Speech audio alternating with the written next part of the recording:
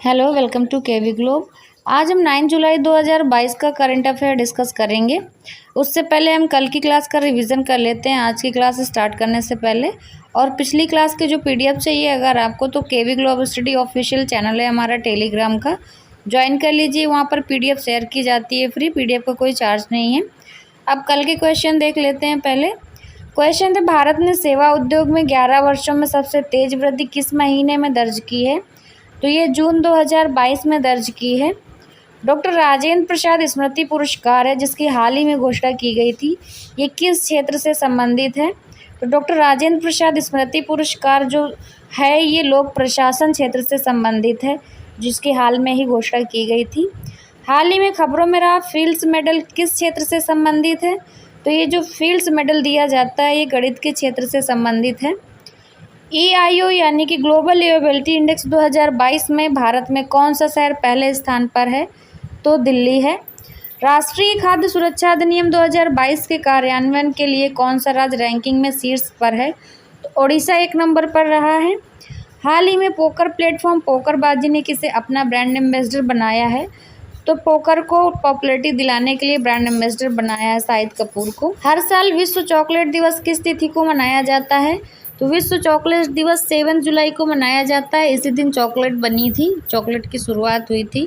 Chocolate से बने बाकी के चीज़ें भी इसी दिन खाई जाती हैं, उनके लिए भी ये दिन मनाया जाता है। किस मंत्रालय द्वारा आयोजित किया जाएगा हरियाली महोत्सव?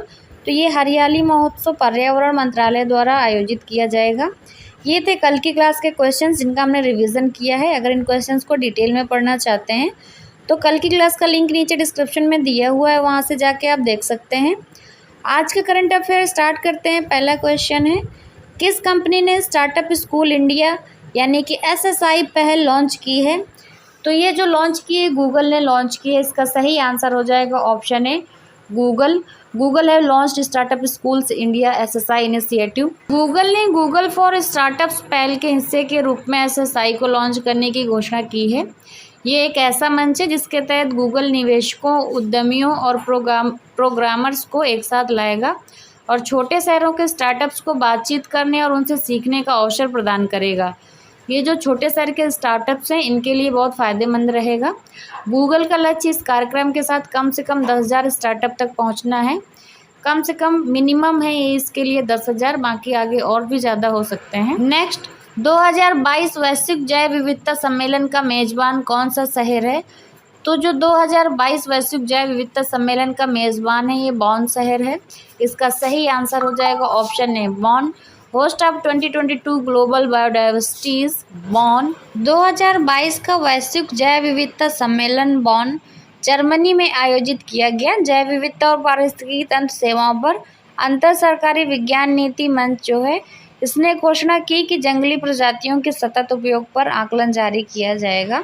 नेक्स्ट, किस संस्थान ने ग्लोबल फाइंडेक्स डेटाबेस 2021 जारी किया है? तो ये जो जारी किया है वर्ल्ड बैंक ने किया है। World bank released global Findex database 2021। इसका सही आंसर हो जाएगा ऑप्शन ए विश्व बैंक।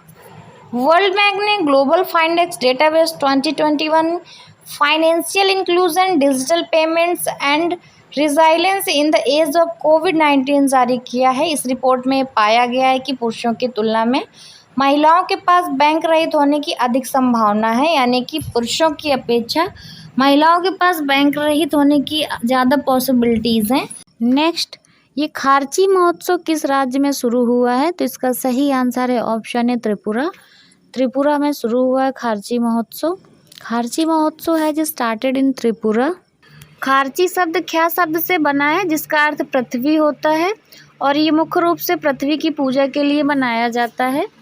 खारची महोत्सव त्रिपुरा के सबसे महत्वपूर्ण हिंदू त्योहारों में से एक है, यानी कि ये हिंदू त्यौहार है। इस त्यौहार के दौरान 14 देवताओं और धरती माता की पूजा की जाती है। नेक्स्ट, अल्पसंख्यक मामलों के मंत्रालय का अतिरिक्त प्रभार किसे दिया गया है? अल्पसंख्यक मामलों के मंत्रालय का अतिरिक्त प्रभार स्मृति ईरानी को दिया गया है। इसका सही आंसर हो जाएगा ऑप्शन है स्मृति ईरानी।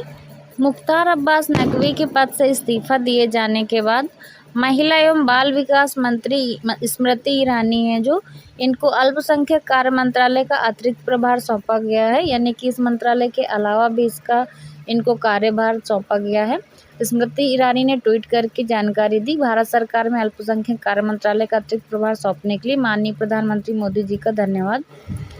नेक्स्ट, नागरिक उड्डयन मंत्री ज्योतिरादित्य सिंधिया को किस मंत्रालय का अतिरिक्त प्रभार दिया गया है? ज्योतिरादित्य सिंधिया को अतिरिक्त प्रभार दिया गया है इस्पात मंत्रालय का। तो इसका सही आंसर हो जाएगा ऑप्शन डी, इस्पात मंत्रालय। ज्योतिरादित्य सिंधिया राज्यसभा में सांसद के रूप में मध्य प्रदेश का प्रतिनिधित्व करते हैं और ये नागरिक उड्डयन मंत्रालय और इस्पात मंत्रालय के कैबिनेट मंत्री हैं। 5 बार से संसद सदस्य हैं और इसमें उनके लोकसभा में 4 कार्यकाल भी शामिल है। सिंधिया जी ने 2002 में जनसेवा शुरू की। 2008 में उन्होंने दूरसंचार, डाक और IT राज्य मंत्री के रूप में कार्य भी किया है। 2009 में वाणिज्य और उद्योग मंत्री के रूप में और फिर 2012 में विद्युत मंत्री के रूप में भी कार्य किया है। नेक्स्ट, 2023 में भारत के सबसे बड़े शॉपिंग फेस्टिवल की मेजबानी कौन सा राज्य करेगा? New Delhi will host India's biggest shopping festival in 2023। तो इसका सही आंसर हो जाएगा ऑप्शन ए, दिल्ली। दिल्ली के मुख्यमंत्री अरविंद केजरीवाल उन्होंने घोषणा की है कि दिल्ली में अगले साल 28 जनवरी से 26 फरवरी तक अपने पहले सरकार समर्थित शॉपिंग फेस्टिवल की मेज़बानी करेगा। यानी कि ये जो शॉपिंग फेस्टिवल होगा 28 जनवरी से 26 फरवरी तक होगा। फेस्टिवल में एंटरटेनमेंट, फूड वॉक के लिए 200 कॉन्सर्ट होंगे और उत्पादों पर भारी छूट भी दी जाएगी, यानी कि भारी भरकम डिस्काउंट मिलेगा। ये भारत में अब तक का सबसे बड़ा शॉपिंग फेस्टिवल होगा, यानी कि अभी तक जितने भी फेस्टिवल हुए हैं उनमें से सबसे बड़ा इंडियाज़ बिगेस्ट शॉपिंग फेस्टिवल होने वाला है ये थे आज की क्लास के करंट अफेयर के क्वेश्चंस। इनका हमने डिटेल में डिस्कशन कर लिया है। हम कल का क्वेश्चन देख लेते हैं जो कि आप लोगों से पूछा गया था। क्वेश्चन था, भारत के सबसे कम उम्र के विधानसभा स्पीकर कौन बने हैं? तो इसका सही आंसर था ऑप्शन है राहुल नार्वेकर। ये राहुल नार्वेकर बने हैं सबसे कम उम्र के विधानसभा स्पीकर महाराष्ट्र के। तो इसका सही आंसर है ऑप्शन ए। और इस क्वेश्चन का जिन लोगों ने सही आंसर दिया है उनके नाम है निशा अंसारी, गोविंद कुमार, मोहम्मद सैफ, हिमांशु राजपूत, सरस्वती राजवाड़े, ऋतिक हीर, हरजोत सिंह, अभिषेक पासवान, रिया पचौरी, सोनू, पीहू साहू, किरण, अंजलि वेदी, राकेश वर्मा, अंजलि राही, साक्षी, श्वेता कुमारी, अकबर अली खान, बिरजू कुमार, रंजन कुमार दास, नितिन यादव, मुरारी, मीना जी। इन सब लोगों ने इस क्वेश्चन का एकदम सही आंसर दिया है। अब हम आज का क्वेश्चन देख लेते हैं जिसका आंसर आप लोगों को देना है। क्वेश्चन है, किस संस्थान ने परीक्षा संगम नाम से एक पोर्टल लॉन्च किया है? इसके 4 ऑप्शंस दिए हुए हैं। इसका सही आंसर आप लोग कमेंट बॉक्स में कमेंट करके दे दीजिएगा। वीडियो अच्छा लगा तो वीडियो को लाइक शेयर ज़रूर करिए। अगर चैनल पर पहली बार आएँ तो चैनल को सब्सक्राइब करके बेल आइकन ज़रूर दबा दीजिए, जिससे आगे आने वाले वीडियोस मिलते रहेंगे। एंड मंथली करंट अफेयर की बहुत सारी रिक्वेस्ट आ रही थी, इसलिए इस बार संडे की क्लास में आपको मंथली करंट अफेयर मिलेगा जून मंथ का। तो आप लोग नोटिफिकेशंस ऑन रखिएगा संडे के दिन के लिए। And thanks for watching.